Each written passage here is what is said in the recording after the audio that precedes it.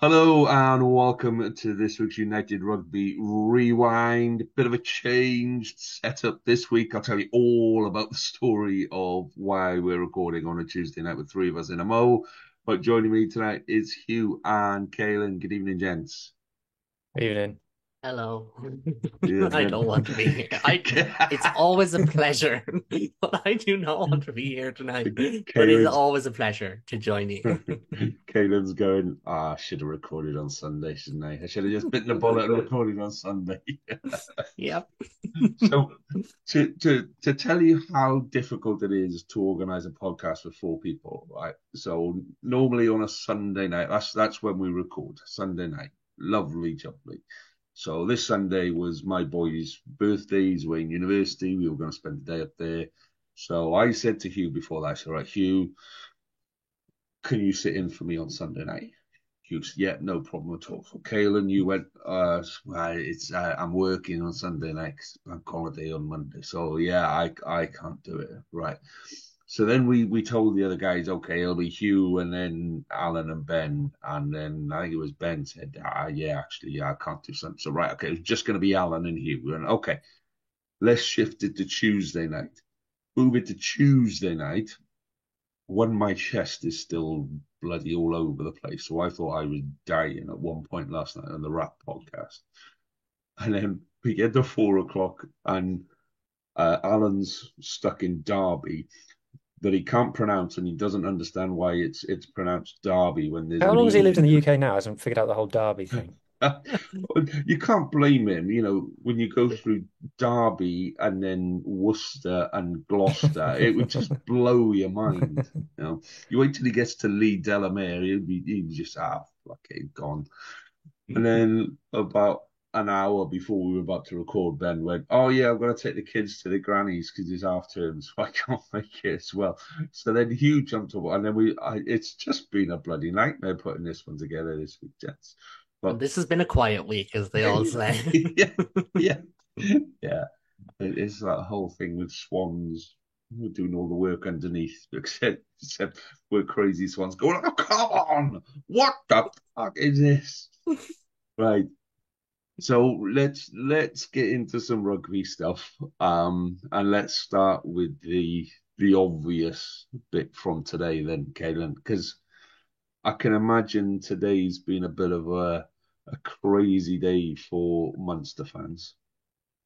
Been a crazy day for Munster fans. Been a crazy day for a lad who covers Munster and is dying to find out any bit of information that can lead him in a certain direction for podcasts like this or for Red Army podcast or my own podcast. And yes, I understand I have three. But anyways, it's just Only one of those three, days. rookie. Only three. Yeah, I know. It's not Hughes numbers, let's get that set aside.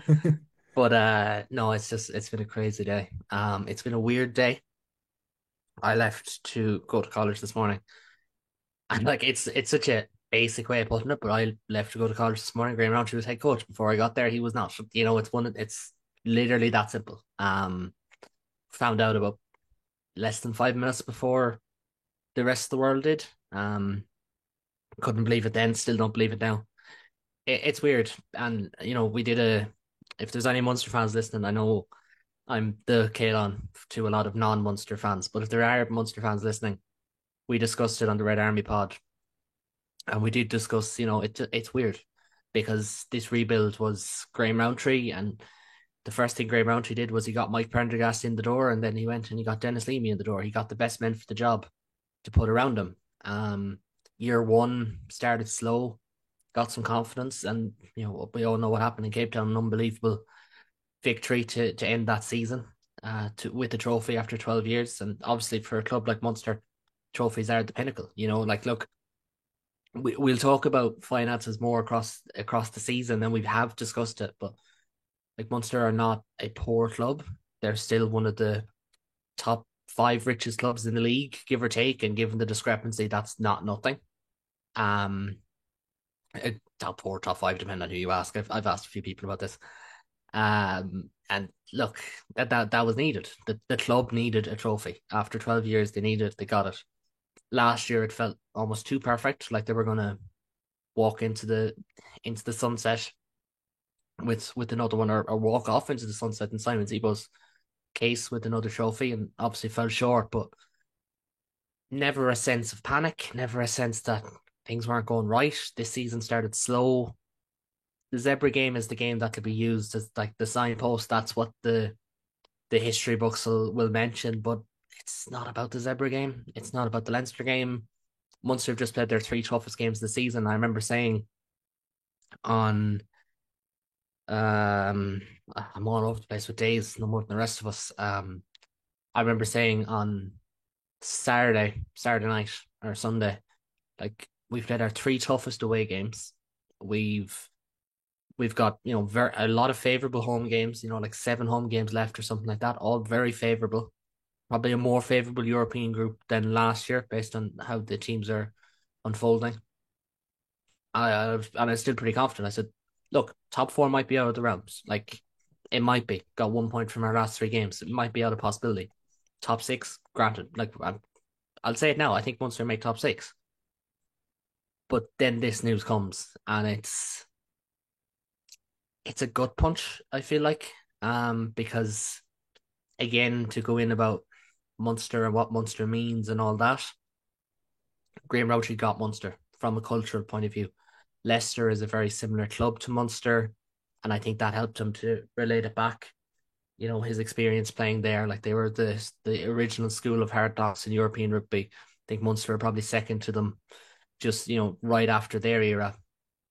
So and anyone who has dealt with Graham Rowntree, I've been very fortunate that what I do with podcasts and everything has allowed me to do so. But anyone who's dealt with them has great time from official media to people like me to people in the building. We don't know what led to the parting of ways, however mutual or otherwise. What we do know is that Graham Rowntree is no longer Munster head coach. It is Ian Costello. It is Ian Costello's team. I would wager until the end of the season. I'd be very surprised if Munster gets someone in before the end of the season. At this rate, because that's just tough. Like we all know that. So it's it's a very strange feeling this afternoon and this morning and this evening, and whatever time people are listening to this, that my feeling will not have changed. It is very strange. Munster play New Zealand XV on Saturday evening in Thomond Park. It's going to be sold out. And look, you thought it was going to be Graham Rowntree's men against. I actually don't know who's over New Zealand, but that's what we were thinking. That's how you would have expected it to be. I actually wrote a preview piece for my own site just to get done because I'm busy at the end of the week. And literally the last line was Graham Rowntree's men need a result. And that's not the case. And it's weird because like how do you get it's like that old, sociological question we all ask ourselves whenever a team loses, like how are we so invested in this? But we just are. Like, and it's such a weird thing to say, but we are just so invested in this. And from a human element, like Munster fans got Graham Rowntree and Graham Rowntree got Munster. And that's the bit that just feels weird. Like that different to Rassie, different to Johan, different to Rob Penny, different to Tony McGahan. Graham Rowntree gets Munster, and I wish him nothing but the best. Like if he goes to England, if he goes to Leicester, I know Michael Check is doing well there. Wherever it may be, I wish him nothing but the best. And like I've no hard feelings. Likewise with Johan van Graan when he left, I had no bad feelings towards Johan. I've none towards Graham, and a lot of fans will agree on that. But it is certainly 6 rounds into the URC season. It's not the news you would have expected. And to be honest, when I seen that there was big news coming this morning, I kind of thought it was going to be the injury joker that we were looking for, but we somehow pulled something out of the bag and it was something massive. Like selfishly, I was hoping it was Oxen Che because Oxen Che is the best news in the world, but it's not Oxen Che. It's a different Lucid prop news, and it's heartbreaking. But look, I think to kind of wrap it up, nothing says more about the impact that Graham Rowntree has made than the reaction from in Munster and outside of Munster as well. The reaction in South Africa, across Ireland, even from the likes of yourselves, from people who follow the URC across the UK, has been unbelievable. I think everyone knows what kind of person he is and what kind of coach he is, and Mm. look, Munster are a big club as well. That's a factor. Like I understand that. But yeah, it's a strange one. I probably haven't really said a lot there, but like it's hard to put it into words. It's not what we expected to hear last night. And do I would I prefer if we recorded this on Sunday? Maybe. But I was at work. I actually was working. So maybe not. But just thank you, Graham Roundtree. What more can I say? Like he delivered a trophy when no one expected it. And it's one of the greatest, the semi-final and final in 2023 with the best 2 days I've ever had supporting this team, and possibly will be the best 2 days I'll ever have supporting the team. And that's Mm. on Graham Roundtree and his coaches and his players, and I thank them. See, it's weird because we have the same kind of connection as Scarlet supporters. You know, we have strange connections to other coaches from the distant past that have gone on and to not maybe set the world alight at national level, but you do, don't you? As a fan, you hold on to those few moments where just everything is going your way, and the person that you look towards, the person that you focus on, there are 15 guys on the pitch at the best of the times. You can't really identify who's who unless you look really hard. Whereas the coach is the coach. He's the head guy. He's the one you go to. So when you look at the best of times, you remember the coach. You might remember a couple of plays from that game, but you remember the feeling, you remember the emotion, you remember the fans around you, the feeling, the how long you stayed in the stadium after the game, and all of those kind of things. But Literally. yeah, but it's Yeah. memories, isn't it? It's weird stuff. So Hugh, let me ask you this. So obviously there are other coaches in the URC who are under much more pressure, and we've kind of been expecting, do we get an announcement that this is going to be their last season? Same as we did with Toby Booth. We weren't expecting Toby Booth to announce this is his last season, you know. So we were expecting maybe a couple of other coaches to go, okay, we've agreed to part ways at the end of the season. So as a neutral, Hugh, what do you make of today? Yeah, big surprise when the news popped up. It was one of those where you thought, is this a joke? Is this a parody account or something? And you check it twice. Um, like Helen said, I'm not sure what's behind it because it's not results. Yes, the results haven't been great, 2 from 6, but this is what I'm these days calling the monster cycle of you don't really, sorry, Kevin, don't really turn up until after the Six Nations. And if you look at Roundtree's record with Munster, I worked out that in the first half of seasons, he's only done part of the first half of this season. So out of the games that he's played in the first half of the season, he's won 10 from 24, which is less than half, obviously. And then in the second half of seasons, he's won 16 from 18. That's just regular games, by the way. That's not including playoffs. So I don't think it's results related. So, in Graham Roundtree's statement, he referred to the right time for his family, making a change like that. I'll be shocked if it's happened overnight. And there is a natural break in the season now where it's a few weeks until Munster's next big game. So I wouldn't be surprised if it's a conversation that's been ongoing for a little bit. I did get a downbeat vibe from Graham Roundtree in the post-match press conference. I don't know if I don't watch a ton of his interviews, so I don't know whether he's generally like that after defeats anyway, but he seemed properly gutted in those interviews. And yeah, it's come out obviously the Tuesday after the game. That, like I said, I'd be surprised if it's a spur of the moment decision. It's one of those, very rarely when someone says, "Oh, by mutual consent," that it's actually mutual consent. I, I can believe that this is mutual consent, and in a funny way, I can kind of believe it being more on Roundtree's side deciding to move on, given the time at which it's happened. A bit like on Toby Booth's departure, it seems more like a Toby Booth decision. So I'm sure it will come out in the wash eventually. There's all sorts of rumors going around about the power that he wanted to have and he wasn't afforded to have. It's funny from a Welsh point of view. All the statement says the IRFU have decided to part ways with Graham Ranchi because our club system doesn't work like that. So it's just, yeah, I don't want to sit here and guess and speculate in things, but uh, surprised is I think everybody, as Caelan said, everybody outside of Munster was as surprised as everybody inside of Munster. There was no warning whatsoever. So it is what it is. Decision made. So in a magic wand kind of world, who do you bring in?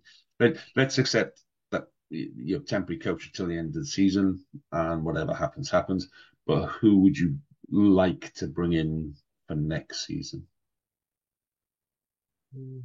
It's a good question because I've only listened to, I wouldn't even call it 1.5 podcasts, like basically 3/4 of 2 podcasts at this stage. I've just been busy with other things, but Bernard Jackman, the esteemed pundit who kind of knows a bit of everything when it comes to the game, I think he hit it very well where he said, ultimately, because important to note this before I move on, the IRFU pay the wages of every head coach in the country. So the 4 provincial teams, obviously the national teams, so important to note. And he said he thinks the IRFU should be moving to get the best possible man, not who's available, not who's kind of okay, might be a good fit. No, he wants to see. Now, obviously, we'll never see the shortlist, like that's naturally, but he basically said, I want to see Rog, I want to see Felix Jones. He mentioned Johan Ackerman because he's a great time for Johan Ackerman. I don't have an opinion on Johan Ackerman, but maybe if he ends up as Munster coach, I will. He mentioned the guys like that. That's who they should be looking for, the best in the business, the best possible names. And I firmly agree. Now, yes, I understand there's that Irish thing where it's like, well, obviously you have a lot of money, you got this advantage and this advantage. Yes, we do. I understand that. But I do agree. I think a club like Munster should be looking for the best possible name. I think Ian Costello would do a good job, but Ian Costello's role as director of rugby operations is, in some ways, it's like a director of rugby. From what's been said to me, I kind of feel like it's similar to a director of rugby, but he's done so much good work with Pathways Academy, helping academy players jump up to senior level and things like that, that I think that's the perfect role for him. And I actually would prefer if he stayed in that role. I think there's a case to be made if any of the unit coaches are going to step up that it would be Dennis Leamy. The reason I say that is from an emotional standpoint and the fact that I know they're Munster man himself and Mike Prendergast, but from an emotional standpoint and a leadership standpoint, he is one that would tick that box. But as well as that, if you were to say to me for Munster to bring in someone underneath, maybe that's where Felix Jones comes in as defence coach, or that's where, for example, because someone said this name to me, even though I know he's not available at the moment, Diwo Senecal came in as a forwards coach or things like that. That's, the kind of thinking. I think Munster would go for a head coach. I don't think they'll promote up again for the second time in a row. And especially after, well, like Rassie was promoted up obviously in different circumstances, but he was director of rugby. It made sense. Johan van Graan wasn't in the building, but it was kind of a similar fit. This was the guy that Rassie really liked as a coach and said, I'm going to get this guy in for ye. So that almost felt internally, even though it wasn't, it almost felt like it was. So you've kind of got to a stage now where multiple Munster head coaches have been promoted from within. Again, Johan wasn't, but it kind of felt like it was. So I actually would really prefer if they went and got someone from the outside. Leon MacDonald is in the open market at the moment. Jason Holland's doing good work down in New Zealand. He's with he's a former Munster player, so he's another would get the club. Every time a job comes available in Ireland, we always hear of like Mark McCall and Pat Lam and people like that. McCall maybe, but I think I would have reservations about McCall, not from a personal level or anything like that, but just in terms of what his strengths are versus what Munster would need. He's very good at building up, like starting at the bottom and building up. That would for me, that's kind of stepping on Ian Costello's toes, and it would be a risk, and I want to eliminate risk here. I don't know of any seasoned head coaches. There would be something quite funny about a Joe Schmidt or a Michael Cheika or a Stuart Lancaster coming in and going to Munster, and not just for the Leinster angle, but for even Munster fans who would have to eat their words as well, just as much as when it's the other way around and it happens as well. Like some Leinster fans had to do for Nienaber coming in. I don't know is the answer. I hope it's going to be a head coach with experience who can go in there and build someone whose name will bring in excitement as well, because I think there's going to be a void in terms of that excitement with Graham Rowntree leaving. No disrespect, Ian Costello, Mike Prendergast, Dennis Leamy, or Andy Kiriakou, but Graham Rowntree has a presence. He has that presence about him that coaches of big teams should have, like Rog, for example. Like Rog has that around La Rochelle. So I hope it is someone that you can look at and, that can really send shockwaves. Leinster got that shockwave signing when they brought in Jacques Nienaber. Why can't Munster? It's the same people paying the wages. That's the way that Munster fans should look at it. And like Ulster, I think they've landed on their feet with Richie Murphy. I think he's a great coach for there. But I would have said the same thing as well. Like, go for the best possible man. So we'll wait and see. It's from an appointment point of view, though, it's interesting from the other side of what coaches would want to go there, because the Irish system is so aligned and it's so ducks in a row. I think it's constrained. As a rugby nation, no union and the teams are in such a straight line as in Ireland. All of the teams play a variation of the same game plan. If I could list the characteristics that Munster play, and Ulster and Connacht and Leinster all play those same characteristics. Even like the women's sevens team plays a similar philosophy. It's that aligned and very organized. So from a coach coming in point of view, and things like signings, things on like the limitations on non-Irish qualified players and things, you're not going to have absolute power in that job. You're going to come in and there is going to be certain things that you don't have the power to change. So that's a personality of a coach who's got to come in and accept that, which is why maybe someone who is less of a like not Michael Cheika. I know Michael Cheika did work with Leinster and things, but it's not so much of a strong personality, a strong like lone wolf personality. Someone who maybe has worked on under somewhere else before, or the other side to that is someone who has ambitions with the Irish national team and sees the role as working for Munster as a stepping stone to working for the Irish national team, whether that be Ronan O'Gara, whether that be Felix Jones. I don't know whether there are coaches within the Irish setup itself who are maybe looking for a drop down to go up. I don't know, but it is an interesting pitch, and I can imagine there would be some coaches around the world who wouldn't want it. But what I would say is, like Caelan said, don't rush it, because throughout the course of this season there will be some coach who's not available currently who will become available. In France, like Stuart Lancaster might not see another season at Racing 92, and he's already worked with Leinster and worked in the system.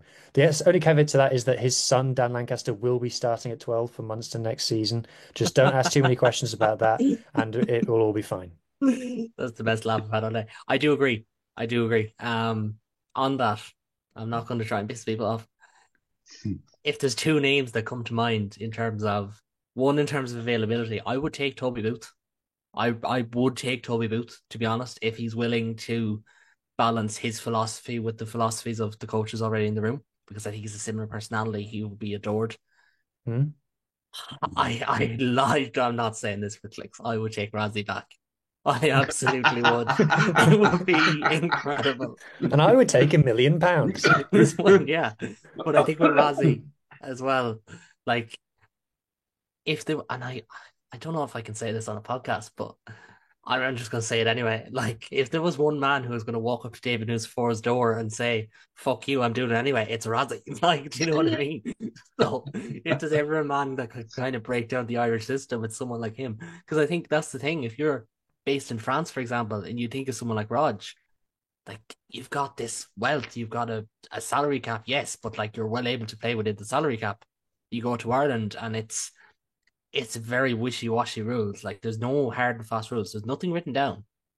The big thing we say here in Ireland, there's nothing written down because it's, well, we don't want to get caught and have to change it and then publicly change it. It's like, no, sure, we'll see. And I think that would, I don't know the story with coaches in France, but if you took Roger as an example, as someone who's been in France for a few years, I think they'd find it very, very difficult because you were playing second fiddle to the national team. You're not your number one entity everywhere you look.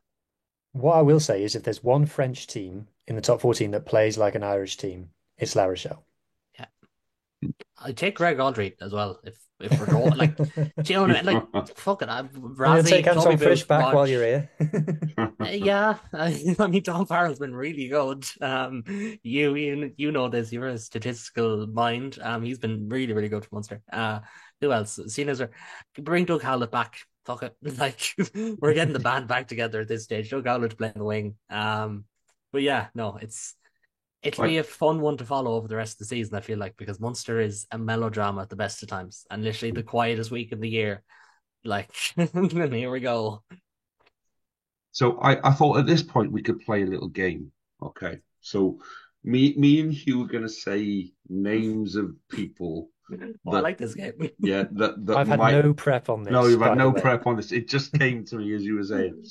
And so we're gonna reel off names of coaches that might come and coach for Munster, and we have to try and get you to say fuck off. Okay, so I'm gonna start with ex Scarlets and Wales backs coach Stephen Jones. No, Does that no? I'm Okay. not quite fuck off territory because I don't know enough about him. But like, and former Scarlets coaches have done well in Ireland. Look at Simon Easterby.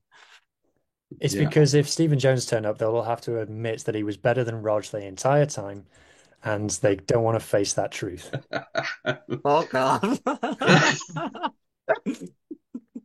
I'll let you keep going though for the sake of the sake of All the right, game. go on then, Hugh. You pick a name. Throw a name I'm there. trying to remember. So Eddie Jones will probably be looking for a job before too long. Oh, I've got to cross him off my list No, now. Yeah. I'm not. I'm not gonna go F off territory because again, the content you will get so much out of him. But no, I think he's past it as a coach. Yeah, I think he's in the Mourinho bracket, but still Mourinho still comes up with a fair few nuggets, doesn't he? Mm. By the way, for all the Munster fans thinking of coming for me about the Stephen Jones thing, come for me. I will not back down on this. I fully believe what I said. Vote for the box. Um, my next one would be Brad Moore. So he coached Scarlets for a little while. Then he went off to New Zealand to do. I think he was a tack coach. Yeah, he Where was did he work? he was one of the ones thrown under the bus for the loss to Mm. Ireland in the series, actually, Yeah. I think which is he's interesting. a good coach, but I don't know. You'll like him. He's very Um, likable, and he'll Yeah. very much bend to the culture of the place that he goes to. Yeah. A lot of Scarlets fans it's a still good have sign. really, really positive feelings towards him. Mm. I'd say yes, so I'll go yes on that one. You've talked me into that one. Oh, okay. Okay. So he's a yes. Any more from you, Hugh? Is Simon that? Easterby. Yeah. Yeah, I'm an Easterby fan. I won't lie. Now, obviously, that's not going to happen because he's going to be Ireland head coach, up until after the summer tour But next year. for his career progression, he's gonna need somewhere to go in a minute. He might, but he could be also seen as next man to replace Andy Farrell when Andy Farrell eventually goes. So, Mm. I don't know. So, I do like Simon Easterby. Like on a human level above anything else. I loved him as a player. I like him as a coach. So definitely wouldn't be in the F off category. Like we're can, this is too Oh, tame, really. Go on. can I okay. interest you in a Warren Gatland? Fuck off. There we go. You win. I had a guaranteed winner. My guaranteed winner was going to be Johnny Sexton. That's the Oh, damn Ah. it. Yeah, that's a polite fuck off on that one. Thank God we don't do bleeping out swear words on this because it would have been people are gonna be very confused. No, Johnny yeah. Sexton and Warren Gatland were both great. in their time, but that's a while ago. Right, let's actually move on to round six of the URC, games that actually got played last week.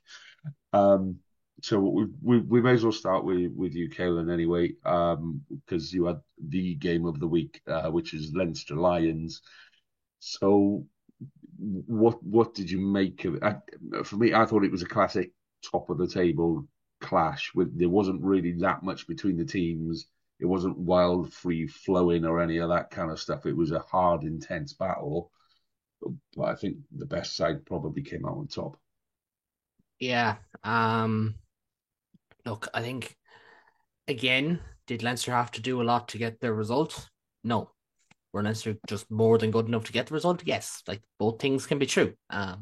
Before that Kaelan comments starts typing.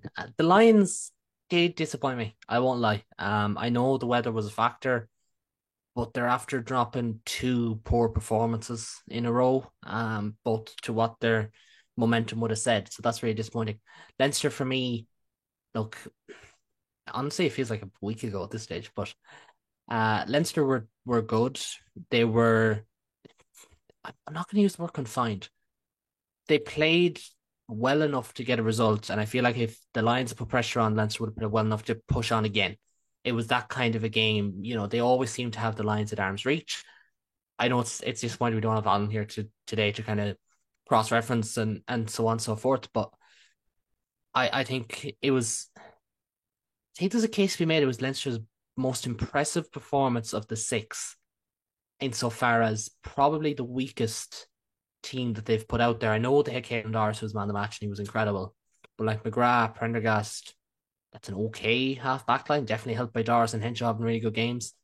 James Lowe was really good in the wing, but like their scrum was getting mullered in the first half, for instance, with Mill and Slimani, who I know Hugh likes to talk about fraud watches. We could have a fraud watch signing. But granted, he's 35 years of age. He doesn't have to prove himself to anyone.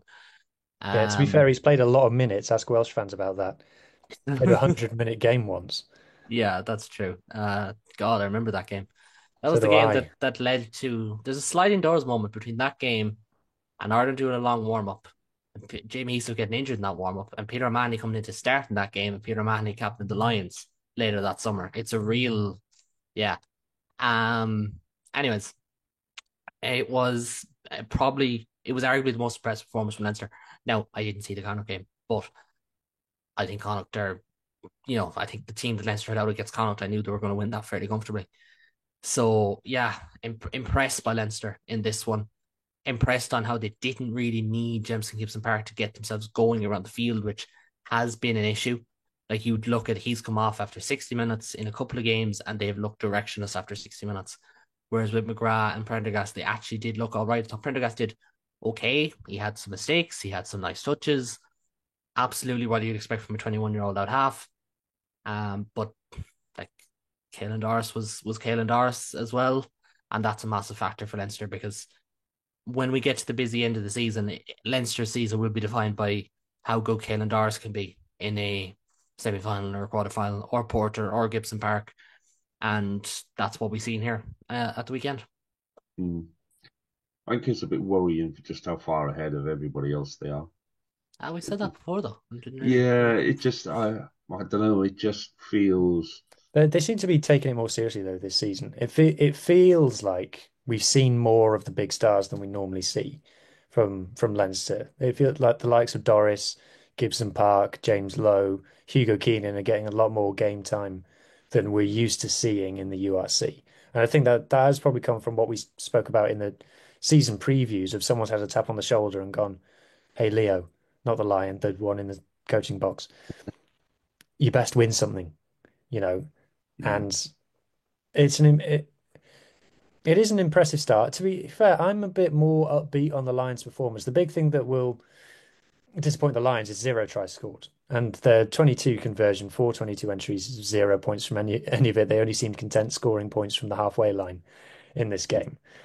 It reminded me a lot, and I put this in the chat, of Wales versus Ireland Six Nations games when we've gone over to play in Dublin and we've been hanging on for dear life by our fingernails to a superior team. And, there is another day where a couple of Leinster's chances in the first half get scored and the scoreline looks quite different.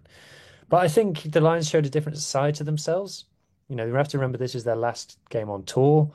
So traditionally, South African teams are very, very ready to go home by this point. They went from the UK to Italy, then back to Ireland, which is not great way to do it for lots of reasons. So I think they showed a side to themselves of what's going on. I don't really understand what's going on with Nohamba being on the bench. URC player of the season last season to struggling to get game time. I thought he should have come on earlier than he did. And when you're the Lions, how are you going to beat Leinster? Well, it's not by doing something normal. It's by having a player like Nahamla do something special and one line break. It's very odd and Lionsy. It's a completely different side to the Lions that we've seen. But I do think they made Leinster work for it. Maybe not the result, but when was the last time that Leinster didn't score 4 tries at home? Yeah. So it is. I do think that the Question, Lions will take actually. a lot from that, and I think that the Lions coaches will go, do you know what? We can walk out of here with our heads held high. Yeah. Can I Didn't get throw in a question there for Hugh? I don't know. I'm not asking you to go and, look it up. I feel like the last time would have been Ulster on New Year's Day, but that was played in an absolute monsoon. Like, it was a Probably. horrible day. And if not that one, probably Munster in an Interpro this time last year. So that's probably where you're that's the standard. And that's why I wasn't impressed with the Lions in terms of, I don't think they fired a shot. But at the same time, we've seen them roll over in Ireland before. And I think they've taken a lot of confidence from beating Connacht last year in the sports ground. And I don't think they fear coming to Ireland anymore. Excuse me. Which is really good to see. But I think that it's kind of a truth is always in the middle kind of thing. They would be disappointed they didn't really fire Anton, but at the same time, they did shut Leinster down a small bit, even if Leinster did kind of focus on playing a little bit of a slower game because they didn't have Gibson Park, and ultimately he is their pace. He's their Still pacemaker. 61% of rucks under 3 seconds, which is It's still crazy. quick. Yeah, which some of that is how good their pack was. Yeah. Because as I said, Doris man the match, he was phenomenal. He's unbelievable. I feel like people don't give Doris enough credit because he's not either a Kiwi or a Safa. And you have to be the best player in the world, you have to be from one of those nations, obviously. But I think Caelan Doris is phenomenal at the moment. I think he's probably a lot of people have been giving Sione Tuipulotu a lot of plaudits lately, but I think Caelan Doris is probably the best player in the URC for me. Yeah, I think it's one of those. I do agree. But I think it's to get back to the World Player of the Year chat that we had last time you were on, Hugh. I don't see them going with 2 Irish players. Is the only thing. It's never happened before. I don't think it's going to happen now. And if it's between Doris and Gibson Park, I'd probably lean towards Gibson Park. But then you put 2 scrum halves on the list, and then there's all that with Dupont. Does Dupont get nominated? He actually might, even though he shouldn't. And yeah. Oh, I hate awards. We're not doing an award season podcast. That's just one thing that's not happening. See, one of the things I like when Hugh comes onto a pod is you'll just be having a normal conversation about stuff, and then he'll throw in a random fact that you've got no hope in the world of researching or knowing anything about. That 61% of rucks were under 3 seconds, and you just go, a little bit of me is impressed with that knowledge, and a little bit of me is a bit disappointed that you sit there and know this stuff. Now I know why Hugh said he couldn't make it for another half an hour after we were going to record, because he was just getting every last nugget in so he could praise Leinster and not be the one referred to as that Hugh in the comment sections. I imagine Hugh's, like we can see like the back of Hugh's room, but I imagine the bit that we can't see is just this wall of stats and random figures and post-it notes and whiteboards with messages on saying 61% of rucks under 3 seconds and shit like that. The next wrap of vlog is going to be a Hugh war room, like draft room from NFL. It's going to be all the facts, and he's literally going to have like some high-profile player. I'm not going to say Tuipulotu because I know you do rate him, but it's going to be like someone like Tuipulotu. It's like, is good at this, but we could get the same production out of this random player and then just go from there. All right, let's quickly move on to what would have been Ben's game, which was Benetton against the Bulls. Now, did anybody see any massive amount of that game, or was it just me? Okay. I As much as I give out about the URC scheduling, having a Friday night off was kind of nice. I won't lie. I wasn't able to watch it, but not worrying about what matches were on was kind of nice. So I'm going to tap out of this one, but I didn't Okay. see it. by all accounts, the only bit that you needed to see was the last 2 minutes. I mean, I watched it pretty much. I was flicking and dual screening at the time, and then I went back and watched it again, simply because I was getting the text notifications on scores and what have you, and going, "Oh, this could be another loss for the Bulls, or this could be a bit tasty." And then you look on Twitter, and you're like, the Bulls fans are really going for the referee, which is usually a It's good just a Bulls good fans. It's sign. just Bulls fans. Yeah. So yeah, when I went back and watched the game, and yeah, Benetton were competitive, and in all honesty, they probably should have put that game away before. It shouldn't have been a case of last minute kicks and all that kind of stuff. They should have put that game away long before they gave the Bulls a chance. So I think it shows again the competitive nature of the URC, where you can take a side like Benetton and a side like the Bulls, and they'll go head to head and toe to toe. And I thought it was quite an entertaining game. It wasn't anything spectacular, but it was a good game to watch. I didn't fall asleep during it, which that bit's coming up next. So yeah, again, it was a good game. There isn't anything in that game really that stands out other than like stands out in my head other than the result and the fact that it was last minute and it was when you get that kind of a finish to the game, the crowd just go nuts one way or the other anyway. So fair play to Bennington. I have a question, Go on in. and this is for Kalen because it's a hot take question. Oh, Are I'm Benetton back on in. fraud watch?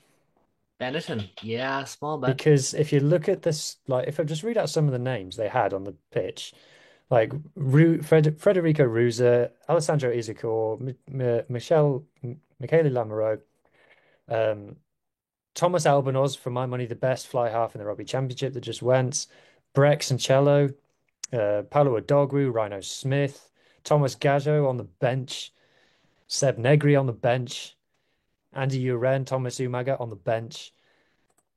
It's zero tries scored, Yeah, like at home. The Benetton have won 2 games, Dragons and Sharks. That they should yeah, be I think. they should be comfortable. If you look at how much of that team's going to play for Italy, I mean, there's an argument to say that Benetton's squad is better than Italy's squad because they've got some Argentinians in there, and Argentina are very, very good at the moment, and some South And Africans, by and the way. and Rhino Smith, it should be said. Yeah, exactly. Yeah. I've got South Africans WhatsApping me going, "What is Rhino Smith tied to Italy, or is he free, or what?" Um, so yeah, Kalen, are Benetton on fraud watch? Yeah, I'm trying to think where I had Benetton in my preseason predictions. I actually cannot remember for the life of me. I I think I have them had them inside the sixth. top eight. Hmm. Sixth. There you Hmm. go. And I would have stood by that at the start of the season. But ever like it's you should never judge a team on like their first game, but fail to turn over the Scarlets. Obviously, the Scarlets pushed on. They've had a great season. Opening block to the season, we'll get on to that in a minute. But failed to beat the Scarlets, hammered by Glasgow, hammered by Leinster. And then it was at that point you start to worry. And I think, like we said it, they needed big results. And look, this losing to the Bulls at home isn't like the be all and end all. It's not the worst thing in the world. I get that.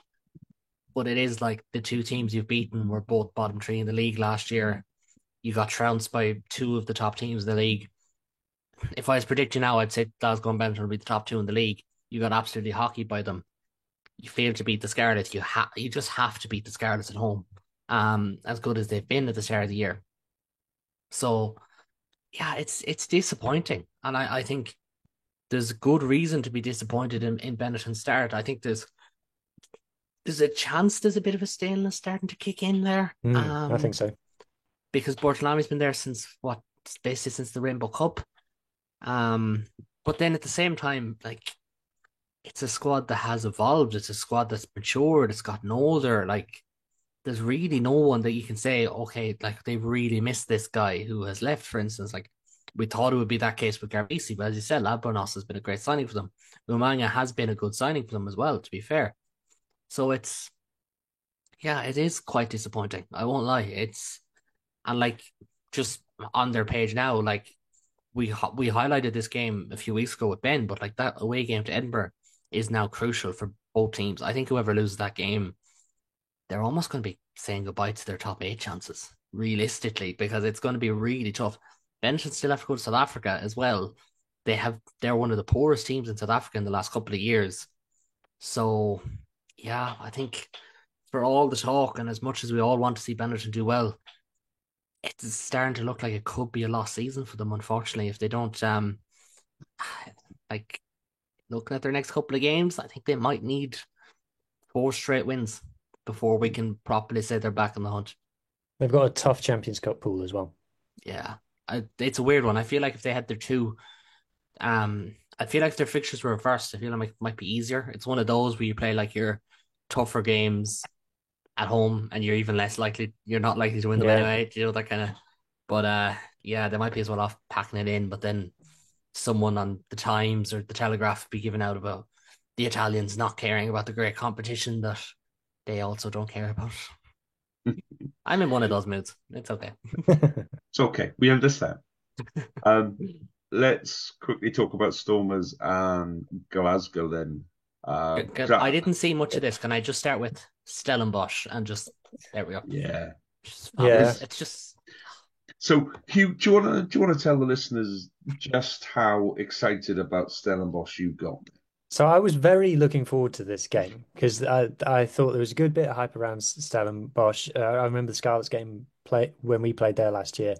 It was more fun to look at the scenery than it was to look at the game. I'll be honest, because we got absolutely hockeyed. But I was looking forward to this. It was the early kickoff. I thought there was some good intrigue. I think Glasgow are great to watch, and I think there's a very interesting, shall we say, story developing around the Stormers. So I was looking forward to this. But they had like Manny Lebok back and stuff like that. I was excited. It was a fantastic crowd turned out, and like the most beautiful backdrop to any rugby ground that I've seen. If anybody can think of a better one, don't say St Helens. Then let us know in the comments below.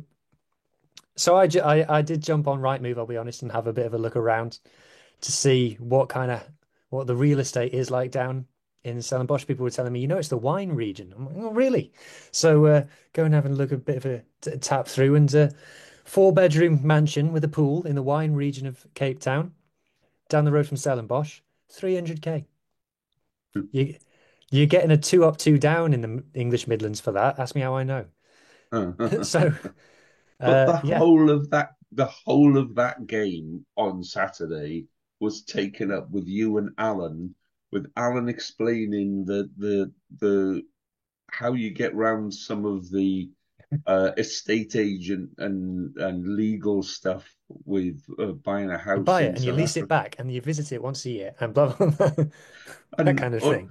And I'm like, boys, there's a game on. We're actually playing rugby in a lovely part of the world. But yeah, Alan was giving you the whole, well, if you go another 50 kilometers up the road, it'll probably drop by another. You'll get a decent 4-bed house for 50k up there. It was like watching a slow motion Holmes Under the Hammer. It was weird. It's important to note that all the best rugby podcasts don't really talk about rugby. And I'm delighted that we have reached that stage after 60 months. Look, the Venn diagram between rugby fans and people interested in real estate is very, very close to being a circle. But I did actually watch the game and quite enjoyed it. Everything that I said about the Stormers is coming true. I have never been more right in my life. You just love it when you say that, don't you? John Dobson Give the ball to Warwick Gallant and cross your fingers is not a plan. People were having a go at Manny Leboeck after this game. The reason that Manny Leboeck made so many mistakes in this game is the whole plan is Manny, Jesus Christ, will you do something for us here? And that's why he's like stepping one man, gassing another man, trying to chip over another man, is because there's no other plan. Alan summed it up perfectly a few weeks ago, last time I was on, because the stat is that the Stormers have got the most scrum penalties won in the league this season. But once they've won a scrum penalty, then what? Are they taking the shot to the goals? Who's kicking the goals? Are they going to the corner? If they go to the corner, are they driving them all, or are they playing off the top? What are they doing? There's no plan. If you look at where their try came from, it was Manny Leboeck to Warwick Gallant to Damien Willemse. There's the Stormers' plan: is get the ball in the hand of the good players and hopefully they'll do something. The first half was so loose, and to be fair, Glasgow kind of stooped to the Stormers' level in the first half, and then in the second half they kind of went, let's just play like the really good team that we are, and then they did, and then they won easily. They also had a try disallowed of Sione Tuipulotu absolutely just smashing through their entire team like they weren't there. So just John Dobson is very much on fraud watch. I've had him on fraud watch all season and even some of last season. I think everybody else is catching up to me now. Whereas um, Glasgow were a really, really, really good rugby team. I think they've managed to win they were top of the league for most of last season and stayed under the radar. Now they've won the league, they're the defending champions, and they're still kind of under the radar. But their attack, I think, is better than it was last season. They kind of, like I said in the first half, got a bit silly, and it was a bit of a silly game for the first 40 minutes, but they came back into it. But the Stormers, final stat on the Stormers, most offloads in the league, fewest meters gained. I know which I'd rather have. And now the injuries that they've got, I can say no more. So there's 2 points to take from that. That I think Glasgow are top of nearly all of the team stats. They're the most defenders beaten, most yards. Um, uh, Yeah, points scored yeah, first, yeah, offloads everything. fourth, defenders beaten first, try scored first, meters gained first, clean breaks first. Yeah. Everything. So they are on fire. And then the second, Glasgow are a team to watch now, aren't yeah, they? and Sorry, it I'm jumping was in entertaining. No, it was Wi-Fi issues, but like they're a team to watch. Like you look at, they're going to play at Hampden in Christmas, which is going to be really cool. I look forward to seeing that one if I can at all. They have Connacht at home before the Six Nations. I feel like that's going to be a game that is going to excite people. As Hugh has said, their attack is now much better than it was. I think the one thing about last year was they were kind of penalty, corner, maul, try kind of a team. They just kind of went down the field in stages. But like they also have Munster and Lions at home on back-to-back weekends, which already feels exciting. But does anyone know who they play in round 18? And this is where it gets really fun. They've Round got 18. Leinster in Dublin, round Ooh, oh, 18. Yeah, that's a what a big that game. rider! is. I would be like, I do not like Glasgow, and Leinster exist. And I would be considering going to this one because for me, they look like the two best teams in the league right now. And I think they're the only two teams who look like they have their shit together after 6 rounds, if I'm being brutally honest. Because I said already, I did a thread over on Twitter for anyone who's still on there, and I said the provinces should be disappointed with their start. I don't think as a collective they have been good enough. I think Leinster have been good in fits and spurts, but they only had to be. That's fine. It's not really a criticism. It's more of just an observation when it comes to Leinster. And I said that the rest of the provinces wouldn't be too happy. But honestly, like Leinster 24 points out 20, or sorry, 29 points out 30. Don't think they're going to be jumping over the moon. I don't think Glasgow are going to be jumping over the moon either because they've lost 2 games and 2 games they really should have won. Like if you told me that Leinster and Glasgow were both 6 from 6 to start the season, and I just watched the games and didn't know what the scoreline was, I'd actually probably believe you because they probably should have beaten the Sharks. In hindsight, I know there was kind of garbage time scores, but it just shows that the Sharks are so up and down that they're very beatable, and they should have beaten Ulster. So yeah, like it's too early to kind of do the yearly pod where you're like, right, what was everyone's predictions? Right, what ones are we changing? But I think that's the one I might be considering changing. I think it could be Glasgow Leinster final as of now because look, we're a third of the way through the season and they look like the two teams to beat. Mm, okay.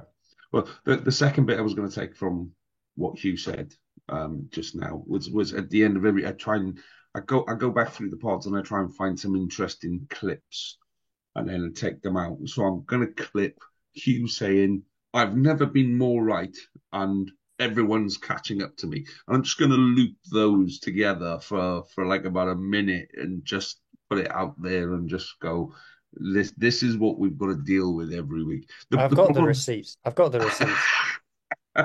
the problem If he is really he's wants, right. there's a receipt probably of him saying it to me, where I'm like, no, I like the Stormers, and he's like, you're wrong. I like the Stormers as well. This is why the reason I know so much about the Stormers and I've gone into such depth about them is because I like them. And my anger with them comes from a place of wanting them to be good. And I think they're one of the landmark clubs in all of world rugby. And to see them fraud their way through URC games pisses me off. Okay, let's move on to the last game of the week then, which was Ospreys Edinburgh. Now I'll give you a little heads up on this. Okay, so I put Ospreys Edinburgh as my game of the week because I've had everybody else, or all the other Welsh regions, as game of the week. So this was the last opportunity to put Ospreys there. So I thought, right, okay, yeah, Ospreys game of the week. And then, do me a favour, you talk about Ospreys for a couple of minutes, mate, while I cough. Right. Well, this is tricky because I didn't watch the game. Um, I've been planning to watch the game. I've been thinking of giving it a hate watch. But I've been messaged by two people, one being Lee and one being Harley, who both said, for Christ's sake, don't watch this game. Um, I checked the score sheet and I saw that two of the three Ospreys tries were scored by hookers and the other one was scored by a prop. And I thought, yeah, that checks out. That's that's definitely what happened. And yeah, Yeah. I've just heard that I've heard that it was turgid. And we talk. I don't know if we talked about who's on Fraud Watch. I don't know what list Edinburgh are even on at this point. Like Edinburgh fans are tuning in to watch their team already angry. They're like, right, I'm about to watch Edinburgh, apparently. Let's see how this goes. Tuan van der Merwe has got no friends on that side of Scotland anymore. They are all quite happy to wave him off to La Rochelle and say, see you later, Duhan. Thanks for nothing. And Ospreys obviously just went back to anyone with a number higher than 10 on their back. You might as well eat a sandwich on this pitch because you are not getting the ball. Well, that was my prediction for that game last week. That I said there's no point having the wingers on the pitch, and I was right. And I don't blame the Ospreys for playing that game. I really don't. But genuinely, what happened during that game was my wife took my daughter out and said, "Right, we're going out. You can watch the rugby." But do me a favour, just run a Hoover over while you're watching the first bit. Do a couple of odd jobs and all. So I did a couple of odd jobs, sat down with a cup of tea, and then fell asleep because that's how exciting that game was. I genuinely fell asleep for about 15 minutes of the second half. It it was just they were balls being dropped. They were. It felt like every time the Ospreys made 10 meters, they went, "Well done, congratulations. Let's kick the ball." And it never really felt like it got going up until about 81 minutes. And it was like somebody saw the clock was red and they went, "Oh crap! We've got three crap tries. Tries a try, 5 points. That doesn't matter, no matter how it goes over the Sorry if you line." hear me laughing. I've just looked up the Ospreys attacking stats for this season so far. Yeah, but it wasn't until 81 minutes. There were a couple of plays in each half. I think it was right at the end of the first half, and then right at the start of the second half, where the Ospreys just kind of went, "Oh, a ball. Oh, okay. If I'll give it to you, and maybe you give it to the guy outside you." and there's a guy way over the other side. Let's see if we can. I don't know who he is, but let's see if we can get the ball to him. And then, oh, that's good. Well, let's see if we can get the ball back this side. It never felt like they really went forward when they did move the ball. So, don't get me wrong. We were in a similar position last year, the Scarlets, and I know as soon as you say, "Oh, I'm a Scarlet," and I was reviewing the Ospreys game, I go, "I'm gonna get a whole load of that." I genuinely tried to watch that game with open eyes and all that kind of stuff, but it was poor. But saying that, when we were in that situation last year, I think I went on about 4 or 5 pods on the bounce. I went, I don't care how poor the game is. If we win 3-0 with a dodgy penalty on 79 minutes, I don't care. I just want a victory on the board. And that's what the Ospreys went back to. They went back to what they know best, which is boring rugby. They play boring rugby really, really well. And for the rest of us, that's a bit of a contradiction because rugby is meant to be exciting, enjoyable. For them, it needs to be, getting 12, 13 men into a driving maul and slowly walking it over from 5 meters and taking 35 seconds to walk 5 meters with 12 of you hanging onto the ball. That's exciting. I mean, yeah, maybe it is, but it doesn't float the boat for me. Everybody's got their own type of music that they like. I don't particularly like heavy hard rock music. I don't particularly like the crap that my daughter listens to. But there are different people that like different things. And there are a bunch of people that enjoy just watching driving mauls as a way of scoring a try. I'm not one of them. But there was. If I may give some legitimate analysis of the Ospreys. Obviously, I haven't seen this game because I've been warned off it by my friends. But the the the thing that the Ospreys built their game around last season was obviously the scrum and the ability to win scrum penalties. They've only won 5 scrum penalties this season. The Scarlets have won 10. So that tells you just how they've lacked that way of progressing down the pitch this season. Is then they're not able to do that. And they've still got the front row of Gareth Thomas, Dewey Lake, and Tom Botha is still there.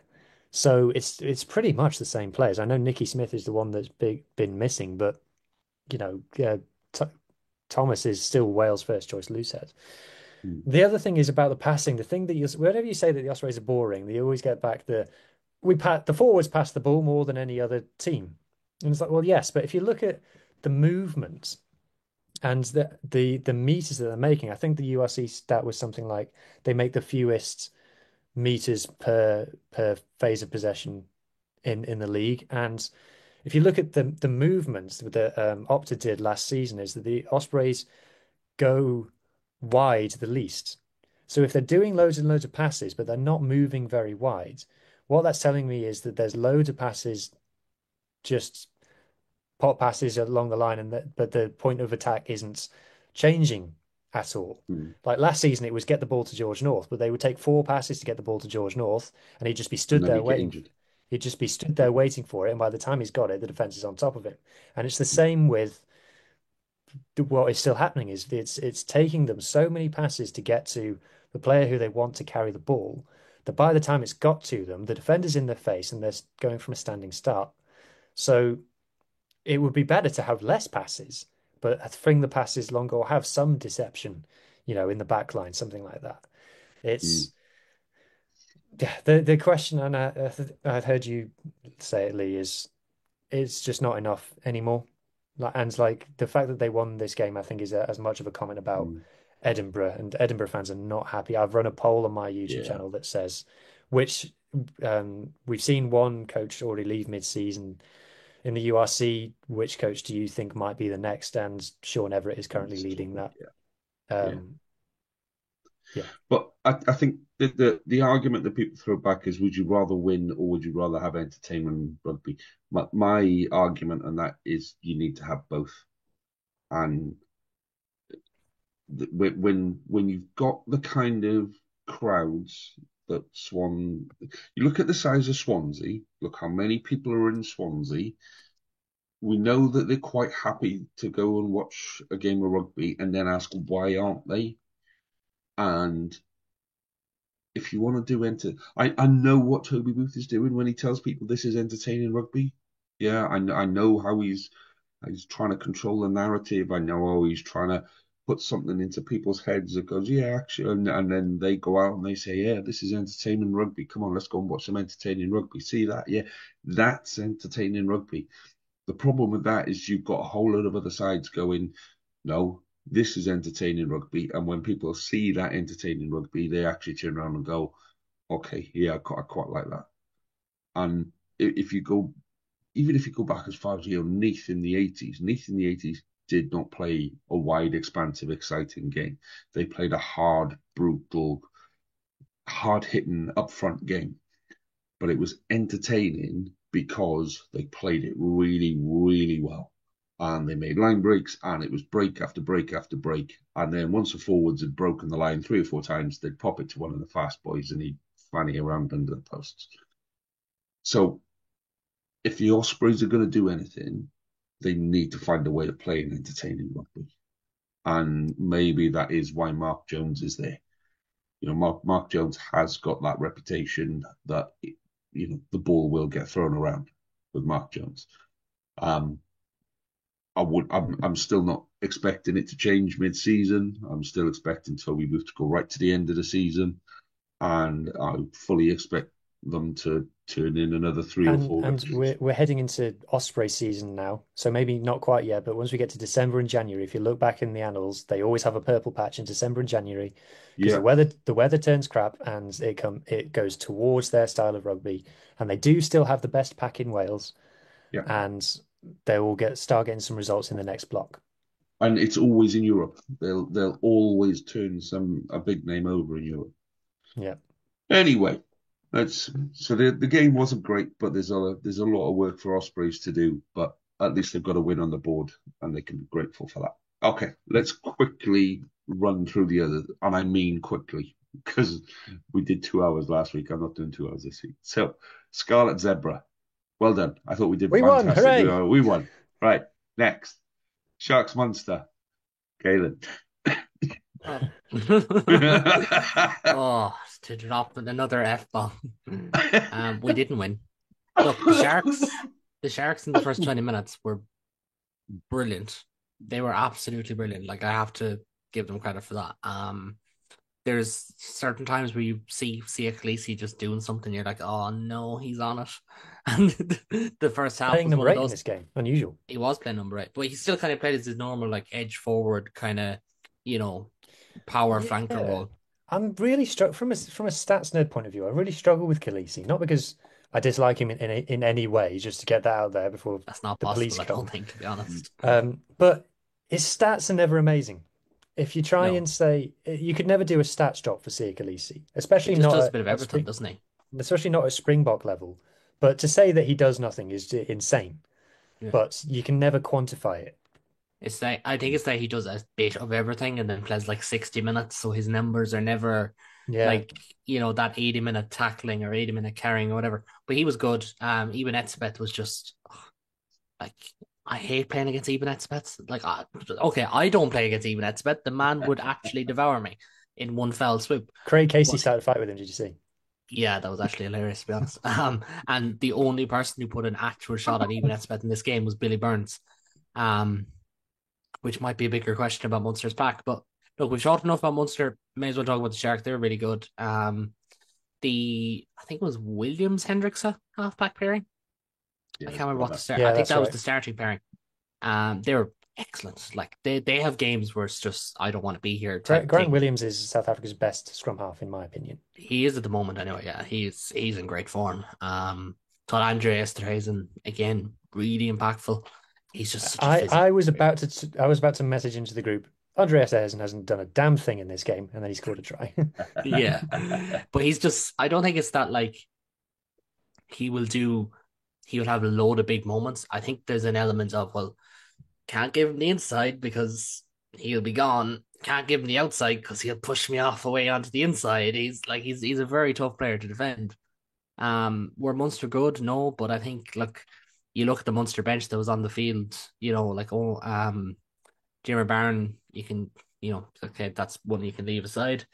Kieran Ryan has less than 10 Munster games. Ronan Fox on his debut, who actually, to give him credit, the man got munched up in the scrum, but made a few really big carries, one really big latch before the Tadhg Beirne try, and made a really good cover tackle. Well, it wasn't really a cover tackle, but a really good tackle out in the wide exchanges. So I was happy with how he went. Finney Wycherley did all right. Ethan Coughlin again, only really, really young, but played well. And I think that's the theme of Munster's season so far is the guys who you're expecting to kind of carry things when there's injuries. The guys of their late 20s, early 30s have not been the ones. It's been the likes of Ruan Quinn. It has been, and granted there's exceptions to that rule, but it's like been the likes of Ruan Quinn, for example. It has been Tom Ahern, who had a really good game the other day. These guys have been the ones who stepped up. And a word for Tom Farrell as well. Like, I think if we're naming like a team of the first block, I think he's probably there for most teams. Like, he has been one of the best signings. He's been so good. Leads the league in a lot of stats. It does help when you've got games like this one that are just statistical overdrive. But he's been really, really good signing for Munster. And look, to go back to it, there's not a lot of positives we take from this week. It's 3 wins in the spit or 3 losses on the bounce. Obviously the Graham Rowntree news, but Sharks were good, and I think it's that perfect look at the Sharks where you look at them and you're like, oh yeah, when they got all their box, they're really good, but they could turn around in 3 weeks' time and not want to be there. The Sharks are a bit of a hiding to nothing because if you look at the stats, they say that the Sharks played the best of anybody this weekend. But when you've got a squad like that, anything less than that is unacceptable, really. That squad should be hanging with Toulouse and Leinster at the very top table of Europe. It's an unbelievable squad. The bench is unbelievable. It's like you couldn't wish for anything better. So when they're dusting teams, when they're performing incredibly, you kind of go, well, this is what you should be doing, and anything less than this is a failure. So I will say that Jordan Hendricks, I think, has been their best player so far this season. I've been really, really impressed with him, and I think he's deserved his Springbok call up. Other than that, it's world players who we know are world class performing at a good level. So it's not really anything to get excited about. Apart from if you're the Sharks social media admin this week, in which case he got very, very excited and started just tweeting that he was champions to the point where AI started to believe that this was actually the URC final that got played and that the Sharks were actually the champions. So yeah, incredibly good players are good is the headline from this game. Okay. Moving quickly to Connacht Dragons. I did see this one again. I managed to see multiple games this weekend, and I'm really proud of myself. Connacht were good, better than I thought they were, because Connacht have an ability where they'll get into games like these and they'll just not really perform. Because the Dragons, I think, to their credit, they defended really well. They had a couple of chances that I think if they take them, everything about the game changes. But no, I was impressed with Connacht. Bundy was really good. I think he made Opta's team of the week He's this playing week, a lot but of minutes, more than normal. yeah, way more than normal. It's really weird. But granted, I think Connacht have gone big on their start of the season and tried to get as many points out of as possible and got those 3 wins, which were important. But no, Bundy was really good. Carl Ford played well. Matthew Devine off the bench, excellent. Like all the talk about Ben Murphy, Matthew Devine, first appearance of the season, comes on, assists a try with a great break, then scores a try of his own. I think he's the Form 9 in Connacht, if I'm being entirely honest. I thought his Emerging Ireland tour was fantastic, like just unbelievable. The same question marks do remain about Connacht. We didn't see it in this game insofar as the Dragons didn't have a huge amount of ball. They weren't really able to do much with it. But the big thing that needs ironing out for Connacht is just the fact that they need to sort out their defence, because we said it last week, they were conceding way too many points up until this game. I'll hold. I'm not going to criticize them this week because they did do it, but it was the Dragons. So the asterisk still remains. But still, 5 points at home, 3 wins from their opening 6. I think they'd be pretty happy. I think they'd have liked to have won one of those 3 Interpros is the only thing, because that's the thing about being in the Irish Shield. Like if you're losing if you're only getting 2 from 4 in the Interpros, you don't have a lot of losses left in the rest of the season, kind of thing. And they obviously have to go to South Africa yet. They have to play. I mentioned the likes of Glasgow in January. Like Connacht's next 5 games are brutal. They've got the Bulls, they got 2 Interbros, and they got Glasgow. And I think it's Benetton after that. I'm not 100% sure. Like, that's a tough slate in their next couple. Bulls at home, granted, and Bulls probably without some box, but still, like it's a bad matchup for Connacht. So a good Mm. win, but I won't make up my mind on them just yet. From a Dragons point of view, it was quite disappointing that they had enough possession to do something with it, and it took until the 70th minute to actually cross the line. So for all the improvements that have been made so far this year, and don't get me wrong, Dragons have improved. You know, even on that game against Connacht, they showed signs of where they've improved. Um, but they need to boost the squad particularly in the front row. They need a good couple of heifers in the front row that are going to just provide the platform for everyone else to stand on. Because at the minute, there's no great platform there, and it's hard work. They've got a great back row. They've got a very dynamic second row. I think they've still got questions around 9 and 10. I think Rodri is playing out of his skin, but you take him out of the picture, and it's not quite the same. 10 just isn't working, no matter who they put there and no matter who they put with him. Centres are actually having a really, really good year. Some of the boys in the centre, they're big boys. They're really, really big boys, and both have crazy hair. That's a lethal centre combination. You got quick boys on the. I think if they nail it down, it will turn around really, really quickly. I can see it happening, but I think Doug Flanagan is one of those people who is maybe sitting there, hoping that something happens really quickly. Um, he's a really nice guy, Dave Flanagan. He's got a lot of time for supporters. He's absolutely loved by everyone at the Dragons, but they still just need that win. And maybe he does need to find a more aggressive side to his personality.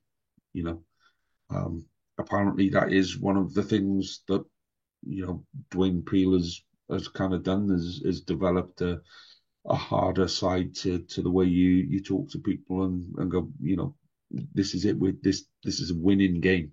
We need to win this game, and we're going to win this game this way. So maybe Dave Flanagan does need to develop a bit more of a less pleasant side to him that then comes out in the players on the pitch because they've got the team. I'd say apart from front row and 9 and 10, well, not even 9 and 10, half of 9, you need a better backup to Rodri, and then 10 is where it all falls down. So, yeah, I don't think the Dragons will be that disappointed by that game on the weekend, but everyone's got a tough couple of fixtures coming up, and they're no exceptions, and they need some wins. Anyway, last game will be Cardiff Ulster. So I was messaging with Harley during this game, and for reasons I could only watch the first half. This is true. I could only watch the first half, and Harley could only watch the second half. So Harley was messaging me saying, "Can you give me score updates?" And I was like, "And tell me what's going on." And I was messaging him like, "Mate, I don't want to sit here just messaging you that your team is shit."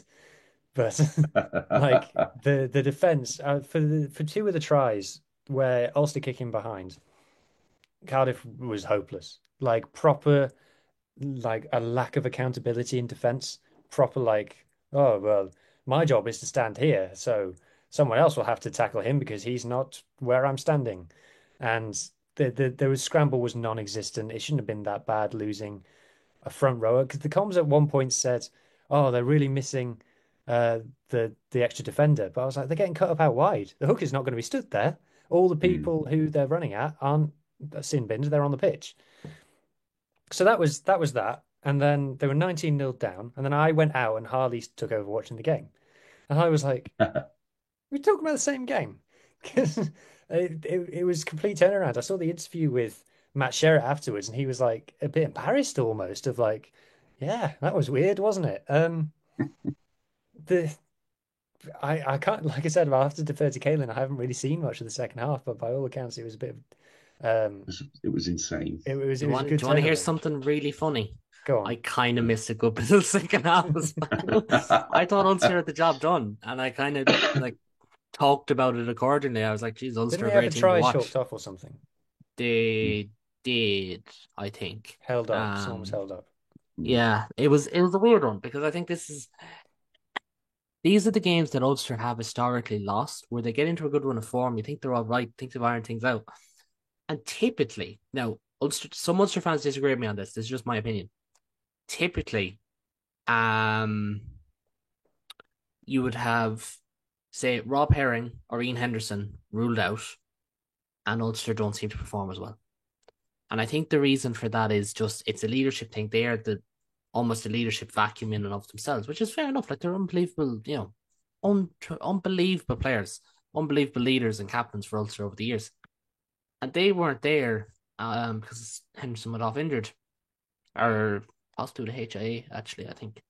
Now that I think of it, but he went off, and Ulster, the wheels just tend to fall off. And like, I would give Aidan Morgan credit because I think Aidan Morgan's a good player, but like they are inexperienced, and these are the games Ulster just need to, you know, I'm not going to say like get over the line, just do it, but like these days we need to see less of from Ulster, where they just kind Yeah. of forget how to win matches. 3 points off the tee would have won them this game in the second half. Like anything. Yeah, Yeah, it was nothing, and it did feel like a bizarre way to run the game. It did feel like they were two completely separate halves that weren't connected by a conversation in the middle. Yeah. But to shout out Callum Sheedy nailing all three kicks because I've given Callum Sheedy a bit of stick this season No, really, if you and he nailed his kicks. he So what did. can you say? Won his team the game. Right, gents, we've reached the end of the first block. So what we will do is next week we'll have a look at where we are on the prediction league. We'll have a look through some of the international fixtures. The only international fixture we could really preview would be Scotland, Fiji. I don't feel right to do that without Ben here. Munster, New So Zealand, no, okay, bye. I think you've had enough Munster Yep. time this evening, young man. Yeah, it's been a pretty crazy week. It's been a fantastic kind of first block of games. It's been Um, a bad time to be a URC hater for this opening block with the English must be with spitting feathers the amount because of international talent that we've seen, which we don't normally this early in the league, the amount of big stars that we've seen, and some of the really, really, really big attendances as well. Um, it's been a stronger start to the league. And there was the news, wasn't it, that the URC put out that there was a big uplift yeah, compared to the first four rounds last season. Now, part of that is because it did clash with the World Cup, but up is up. So, yeah, definitely a stronger start this season than last season for me, definitely. mm. Well, we will review a whole load of stuff for the first block. We'll have a look at the second block. We'll do some international stuff. And we'll probably talk a load more about like non-rugby stuff. Ben wants to do an episode just on shirts. So Hugh, you can do that one, fella. Kaylin, Ben, go lock yourselves in a room. Go have whatever fun you have. Right. On that note, gents, it is time to call it a night. So have a good week and enjoy your rugby. All the best.